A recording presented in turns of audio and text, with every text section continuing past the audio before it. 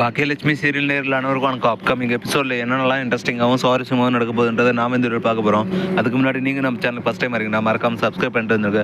கூட bell button எழுதுங்க, அப்போ தான் நான் போடுற ஒவ்வொரு வீடியோ உங்களுக்கு நோட்டிஃபிகேஷன் வரும். வாங்க இப்போ வீடியோக்குள்ளே போகலாம். ராதிகாவும் ஈஸ்வரியும் பார்த்துக்கிங்கன்னா எல்லாத்துக்குமே சண்டை போட்டு இருக்காங்க.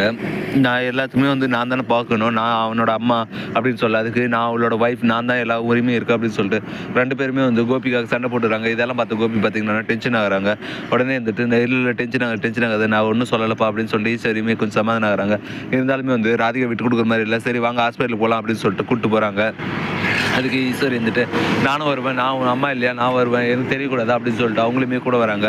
கூட பார்த்துருக்கீங்களா, நான் செக்கப் எல்லாம் முடிச்சுட்டு வெளியே வீட்டுக்கு வந்த பின்னாடி பார்த்தீங்கன்னா என்ன ஏன் உள்ளே கூப்பிட்டு போகல, நீயும் ராதிகா மட்டும் போயிட்டீங்க, அப்போ நீ கூட என்ன அவாய்ட் பண்ணுற பார்த்தியா, நான் உன் அம்மா தானே, எனக்கு உன் மேலே எல்லா உரிமையும் இருக்குல்ல அப்படின்னு சொல்லி கோபிக்கிட்ட சண்டை போடுறாங்க. அதுக்கு அதெல்லாம் ஒன்றும் இல்லைம்மா, சும்மா தான்மா, ராதிகா ஒருத்தர் இருந்தால் போதும்மா அப்படின்னு சொல்ல, சரி டாக்டர் என்ன சொன்னாங்க அப்படின்னு கேட்க, கோபி ட்ரஸ்ட் டென்ஷன் அதிகமாகக்கூடாது அப்படின்ற மாதிரி எல்லாம் சொன்னாங்கம்மா அப்படின்னு சொல்ல, நான் தான் இப்போ எல்லாம் அமைதியாகிட்டல, நான் இப்போ உனக்கு எதுவுமே சொல்கிறதே இல்லை, அப்புறம் டென்ஷன் ஆகுது உனக்கு அப்படின்னு சொல்ல, டென்ஷன் அது மட்டும் மாதிரி இல்லைம்மா, நீங்கள் ரெண்டு பேரும் சண்டை போட்டுக்கிட்டா கூட எனக்கு அதிகமாக டென்ஷன் ஆகுதுமா, நீங்கள் ரெண்டு பேரும் ஒத்துமை இருந்தது தான் எனக்கு நிம்மதியாக இருக்கும் அப்படின்னு சொல்ல, சரிடா நான் இனிமேல் எதுவுமே சொல்ல, நீ உன் கொண்டாடி கூட நல்லா சந்தோஷமாக இரு, நான் இனிமேல் ஒன்றும் சொல்கிறதில்லப்பா, நான் அமைதியாக சாப்பிட்டோமா ரெஸ்ட் எடுத்தோமா அப்படின்னு சொல்லி இருக்கேன் அப்படின்னு சொல்ல, சரிம்மா அப்படி தான் இருமா, நானும் கொஞ்சம் ட்ரெஸ்ட் எல்லாமே ரெஸ்ட்டாக இருப்பேன் அப்படின்னு சொல்ல, சரிப்பா நீ போய் ரெஸ்ட் எடு, நான் ஒன்றும் பண்ணுறதில்ல அப்படின்னு சொல்லிட்டு ராதிகா பார்த்திங்கன்னா அந்த டைமில் வராங்க. கோபி பேசிக்கிறத பார்த்துட்டு அவங்க அம்மாவுக்கு கவுக்கிறதுக்கு என்னமோ பிளான் போடுறாரு. சரி எப்படியோ அவங்க அமைதியாக இருந்தால் அதுவே போதும் அப்படின்னு சொல்லிட்டு ராதிகா அமைதியாக இருக்காங்க. ஈஸ்வரி சரி போ ராதிகா வராப்பாரு, போயிட்டு அவ கூட சேர்ந்து கொஞ்சம் நேரம் ரெஸ்ட் எடு அப்படின்னு சொல்ல, சரின்னு சொல்லிட்டுமா கோபி பாருங்களா மேலே ரூமுக்கு போயிட்டு தூங்குறாரு.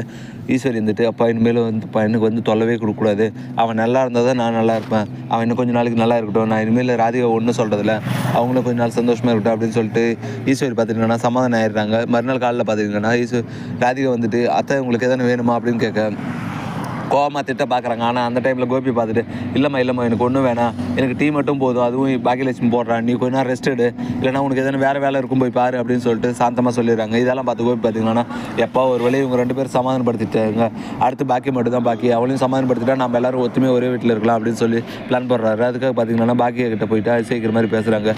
இதை பார்த்து ராதிகா பார்த்திங்கன்னா இப்போ ஏன் நீங்கள் அவங்க கூட இது பண்ணுறீங்க, நாளை நெருங்கினே இருக்கு, நம்ம சீக்கிரம் நம்ம வீட்டுக்கு போகிறது இல்லையா அப்படின்னு சொல்ல, அதுக்கு பாக்கி ஆமாம் நீங்கள் கொடுத்த 10 நாளில் 8 நாள் முடிஞ்சிச்சு, இன்னும் 2 நாள் தான் இருக்குது, எவ்வளோ சீக்கிரம் முடியுமோ அவ்வளோ சீக்கிரம் வீட்டை காலி பண்ணுறங்க அப்படின்னு சொல்ல, ஏன் 10 நாள் காலி பண்ணணும், நான் தான் சொன்னதில்ல ஒரு 2-3 நாள் எக்ஸ்ட்ரா நாள் ஆகும் அப்படின்னு சொல்லிட்டு கோபி சொல்ல, ஏன் 2-3 நாள் எக்ஸ்ட்ரா ஆகுது, அதான் நீங்கள் உங்களுக்கு உடம்பு க்யூர் ஆகிடுச்சு இல்லை, டேப்லெட்ஸ் கூட குறைச்சிட்டாங்க தானே, நீங்கள் உங்கள் வீட்டுக்கு போய் உங்கள் சந்தோஷமாக இருங்க அப்படின்னு சொல்ல, அதுக்கு ஈஸ்வரி ஏன் அங்கே போனோம், என் பையன் என் கூட தான் இருப்பான், அவன் வீட்டை விட்டாலும் போக மாட்டான், அப்படி போனால் நானும் போயிடுவான் அப்படின்னு சொல்ல, அத்தை நீங்கள் என்னத்துக்கு போகிறீங்க, நீங்கள் உங்கள் பேர பசங்களோட இங்கே இருங்க, அவங்க பொன்னாடி பிள்ளையோட சந்தோஷமாக அங்கே அவர் வீட்டில் இருக்கட்டும் அப்படின்னு சொல்ல, பாக்கி இதை பற்றி உனக்கு ஒன்றும் தெரியாது, நீ உன் வேலையை பார்த்துன்னு போ, என் மக விஷயத்தில் தலையிடாது, நீ தான் இவன் எப்படி போனாலும் போட்டுன்னு விட்டல, இப்போ என்ன திடீர்னு அவன் மேலே அக்கறை மாதிரி நடிக்கிற அப்படின்னு சொல்ல, எனக்கு யார் மேலே அக்கறை இல்லை, வாடகை கிட்ட இருந்தேன், இப்போ வாடகை டேட் முடிஞ்சிச்சு, அதான் வீடியோ காலி பண்ண சொல்கிறேன் அப்படின்னு சொல்ல, அதுக்கு ராதிகா சரி பாக்கியா நாங்கள் சொன்ன மாதிரி 10ஆம் தேதி காலி பண்ணிடுறோம் அப்படின்னு சொல்லிட்டு சொல்ல, கோபி இப்போ என்னடா புது பிரச்சனை வந்துச்சு, இப்போ தான் ஒரு பிரச்சனை சால்வ் பண்ணோம், திருப்பி இன்னொரு பிரச்சனை என்ன பண்ணலாம் அப்படின்னு சொல்லிட்டு யோசிச்சுட்டு இருக்காங்க.